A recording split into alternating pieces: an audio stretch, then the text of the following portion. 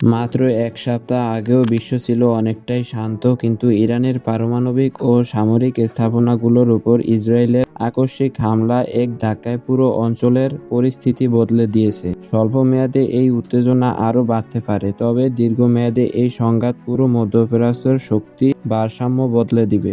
এখন প্রশ্ন হলো, ইরানের এই দুর্দিনে দীর্ঘদিনের মিত্র রাশিয়া এবং চীন কি ইরানকে সাহায্য করতে এগিয়ে আসবে, এবং ইরানের প্রতিবেশী দেশগুলোর এই সংঘাতে কেমন ভূমিকা রাখবে, সে সম্পর্কে আলোচনা করা হবে সিয়াম হাসান অন দ্য গো এই চ্যানেলে। আপনি যদি এই চ্যানেলে নতুন হন তাহলে অনুরোধ করব চ্যানেলটি সাবস্ক্রাইব করে বেল আইকনটিতে ক্লিক করুন। ইসরায়েল ও ইরানের মধ্যে চলমান উত্তেজনায় রাশিয়ার প্রেসিডেন্ট ভ্লাদিমির পুতিন অদ্ভুত এক কূটনৈতিক টানাপোড়েনে পড়ে গেছেন। কারণ একদিকে ইসরায়েলের সঙ্গে রাশিয়ার দীর্ঘদিনের উষ্ণ সম্পর্ক, অন্যদিকে ইরানের সঙ্গে নিরাপত্তা বিষয়ক চুক্তি। দুই পক্ষের সঙ্গেই সুসম্পর্ক বজায় রেখে পুতিন এখন এক ধরনের ভারসাম্যপূর্ণ অবস্থান নেওয়ার চেষ্টা করেছেন। চলতি বছরের জানুয়ারিতে পুতিন এবং ইরানের প্রেসিডেন্ট একটি নতুন কৌশলগত অংশীদারিত্বের চুক্তি সই করেন।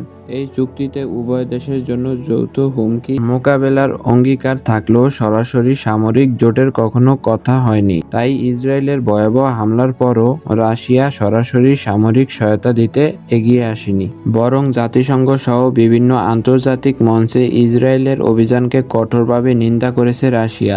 রাশিয়ার ভাষায় এটি একটি সম্পূর্ণ অপ্রত্যাশিত হামলা এবং আন্তর্জাতিক আইন ও জাতিসংঘ সনদের লঙ্ঘন। মৌখিক নিন্দা জানানোর চেয়ে রাশিয়ার কাছ থেকে ইরানের প্রত্যাশা ছিল আরও অনেক বেশি। পশ্চিমা সহ বিশ্ব জনমতের তোয়াক্কা না করে ইউক্রেন যুদ্ধে ইরান রাশিয়াকে ড্রোন দিয়ে সাহায্য করেছিল। তাই ইরানের আশা ছিল এই সংকটে হয়তো রাশিয়া আরও শক্ত অবস্থান নেবে, কিন্তু বাস্তবে তা ঘটেনি। বিশ্লেষকরা বলছেন, এই ধরনের সংকট রাশিয়ার জন্য এক ধরনের সুযোগও তৈরি করে দিয়েছে, কারণ বিশ্বব্যাপী এখন মিডিয়ার নজর ইউক্রেন যুদ্ধ থেকে মধ্যপ্রাচ্য সরেছে, ফলে রাশিয়া কিছুটা সুবিধাজনক অবস্থানে এসেছে। আরেকটি বিষয় হলো, ইসরায়েলি হামলার ফলে ইরানের তেল শোধনাগার বড় ধরনের ক্ষতি হয়েছে, যার প্রভাবে বিশ্ববাজারে তেলের দাম বেড়েছে। এতে রাশিয়ার অর্থনীতির জন্য স্বল্পমেয়াদী ইতিবাচক প্রভাব পড়েছে, কারণ এতে রাশিয়ার তেল বিক্রি আয় আরও বাড়ছে। রাশিয়ার সঙ্গে ইসরায়েলের সম্পর্ক বহু পুরনো। ইসরায়েল রাষ্ট্র প্রতিষ্ঠার সময় থেকেই এই সম্পর্কের ভিত্তি তৈরি হয়েছিল। প্রেসিডেন্ট পুতিন ও প্রধানমন্ত্রী নেতানিয়াহুর মধ্যে উষ্ণ সম্পর্ক বহুবার প্রকাশ পেয়েছে। এমনকি ইউক্রেন যুদ্ধের আগে নেতানিয়াহু নিয়মিত রাশিয়া সফর করতেন। বিশেষজ্ঞরা বলছেন, ইরান এবং ইসরায়েল দুই দেশের সঙ্গেই সম্পর্ক রেখে চলার ফলে রাশিয়ার সামনে একটি শক্তিশালী মধ্যস্থতাকারী হিসেবে আবির্ভূত হওয়ার নতুন এক সম্ভাবনা রয়েছে।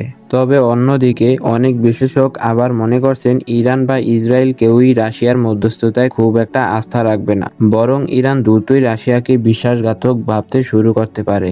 ইরান ইসরায়েলের সংঘাতে চীনের অবস্থান বেশ স্পষ্ট হলেও তাই ইরানের খুব বেশি উপকারে আসতে পারছে না। চীন ইসরায়েলের আক্রমণের তীব্র নিন্দা জানিয়েছে এবং দ্বিপক্ষীয় সম্পর্কের মধ্যস্থতাকারীর ভূমিকা পালনের ইঙ্গিত দিয়েছে। তবে সরাসরি সামরিক সহায়তা দেওয়ার প্রশ্নে চীন বরাবরই নিরপেক্ষতা বজায় রেখেছে। চীন এবং জাতিসংঘের কাঠামোর মধ্য দিয়ে সংকট নিরসনের পক্ষে। জাতিসংঘ মূলত গঠিত হয়েছিল এই ধরনের যুদ্ধ পরিস্থিতিতে শান্তি প্রতিষ্ঠার জন্য। তবে সাম্প্রতিক সংঘাতগুলোতে জাতিসংঘের ভূমিকা খুবই দুর্বল। ইউক্রেন বা গাজার যুদ্ধ বন্ধে জাতিসংঘ একটি নীরব দর্শক ছাড়া আর কিছুই করতে পারেনি। বর্তমানে চলমান ইরান ইসরায়েল সংঘাতেও জাতিসংঘ নিরাপত্তা পরিষদের মাধ্যমে কার্যকর কোনো পদক্ষেপ আসবে না বলেই মনে করা হয়েছে। বিশ্লেষকরা বলছেন, যদি এই সংঘাতে যুক্তরাষ্ট্র সরাসরি সামরিকভাবে জড়িয়ে পড়ে তাহলে চীনের জন্য সেটি একটি স্পর্শকাতর বিষয় হবে। তবে চীন সম্ভবত সরাসরি কোনো সামরিক প্রতিক্রিয়ার দিকে যাবে না, বরং কূটনৈতিক চাপের মাধ্যমে পরিস্থিতি নিয়ন্ত্রণে রাখার চেষ্টা করবে। এক্ষেত্রে চীনের দৃষ্টিভঙ্গি বরাবরই স্পষ্ট, তারা কোনো দেশের অভ্যন্তরীণ রাজনীতিতে হস্তক্ষেপ করতে চায় না।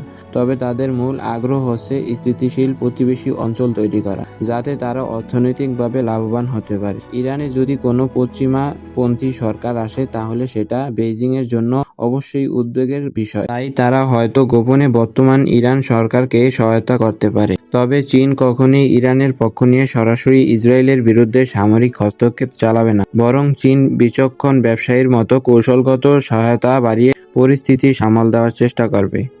ইসরায়েল নিজস্ব নিরাপত্তার স্বার্থে গোটা অঞ্চলের ভূরাজনৈতিক মানচিত্র বদলে দিতে চাইছে। গাজা, লেবানন, সিরিয়া এবং সর্বশেষ ইরান পুরো অঞ্চলের সংঘাতগুলো একটি সুপরিকল্পিত প্রকল্পের অংশ।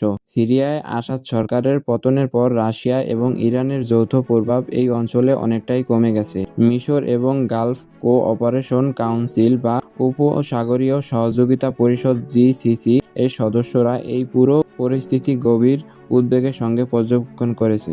জিসিসি এর সদস্য দেশগুলো হলো বাহরাইন, কুয়েত, ওমান, কাতার, সৌদি আরব এবং সংযুক্ত আরব আমিরাত। এদের সবগুলো মুসলিম দেশ হলেও এরা মাত্র বছর দুয়েক আগে ইসরায়েলের সাথে সম্পর্ক স্বাভাবিক করার সকল প্রস্তুতি সম্পূর্ণ করেছিল।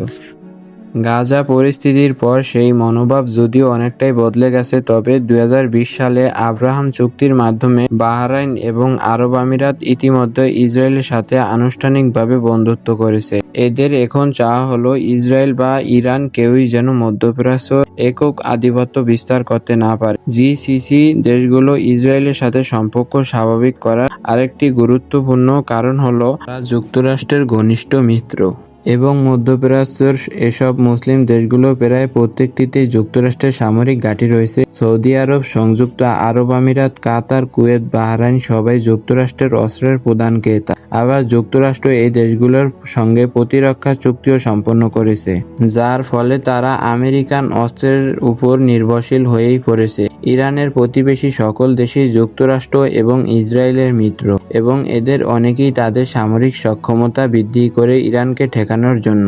তাই ইরান ইসরায়েল যুদ্ধে ইরান তার কোনো প্রতিবেশী দেশের সাহায্য পাওয়ার কোনো সম্ভাবনা নেই। বরং ইসরায়েল যেভাবে হুট করে ইরান আক্রমণ করে বসেছে, তাতে উপসাগরীয় দেশগুলো হয়তো নিজেদের নিরাপত্তার কথা ভেবে উল্টো গোপনে ইসরায়েলের সঙ্গে সম্পর্ক আরও ঘনিষ্ঠ করতে পারে। ইরান প্রসঙ্গে তুরস্কের ভূমিকা গুরুত্বপূর্ণ হতে পারে, কারণ তাদের ইরান, যুক্তরাষ্ট্র এবং রাশিয়া সবার সঙ্গেই ঘনিষ্ঠ সম্পর্ক রয়েছে। সেই সাথে ইরানের ব্যস্ততার সুযোগ নিয়ে তুরস্ক আবার ইরাক ও সিরিয়ার নিজেদের সবকিছু মিলিয়ে বর্তমান সংঘাতে ইরান এক নতুন বাস্তবতার মুখোমুখি হচ্ছে, যেখানে তার শত্রুরা তো বটেই, পুরনো মিত্ররাও ইরানের দুর্বলতার সুযোগ নিচ্ছে। তাই বিপদের দিনে ইরান কাউকে তো পাশে পাচ্ছেই না, বরং হাতে গোনা দুই একটা বন্ধুর ওপর থেকে আস্থা হারাতে যাচ্ছে।